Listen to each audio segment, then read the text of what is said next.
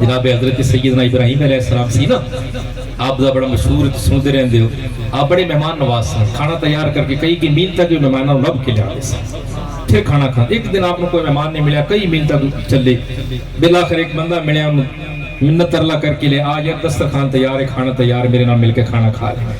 میری حلق تو نوالا نہیں اتردا جدوں تک میرے نال مہمان نہ بیٹھا ہوئے۔ مہمان اللہ دی رحمت ہوندے نے، پوری ذرا سبحان اللہ۔ انہاں گھرانہ دی عظمت نوں سلام پیش کرنا جنہ گھرانہ دے اندر مہمان نوازی ہو۔ میرے آقا علیہ السلام نے فرمایا اکرم الضیف، مہماناں دی مہمان نوازی کیتی کرو تے عزت کیتی کرو، پر اپنا نصیب نال ہی لے کے آ، ہر ایک دا اپنا اپنا نصیب ہوندا ہے۔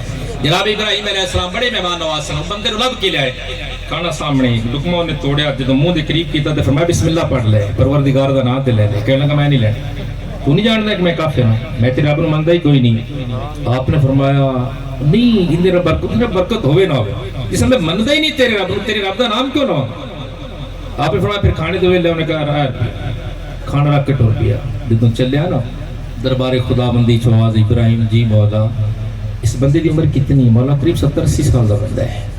فرمایا پیارے ابراہیم علیہ السلام تو آج پہلی مرتبہ انہوں کھانے تے بلایا، انہیں انکار کیتا تو کھانے تو اٹھا دیتا۔ سانو تے 70 سال ہو گئے انکار نویں دے، سانو تے 70 سال گزر گئے انکار ہی کردا آ رہی، اسی پھر بھی اپنے بندے دی صف وچ باہر نہیں کڈیا، اسی پھر بھی ساڈی رحمت دا انتظار کر رہی، کدے تے لوٹ آئے گا۔ ارجعی الی ربک راضیۃ مرضیہ، کدے تے لوٹ آئے گا، کدے تے واپس آ جائے گا۔ آپ تے صحیح ہوندی رحمتاں تے ہر ویلے آوازاں دے رہی ہیں، ہم کمال پا کرم، کوئی آوے نہ دروازہ کھٹکھٹاوے نہ تے پھر اپنا نصیب ہے نا۔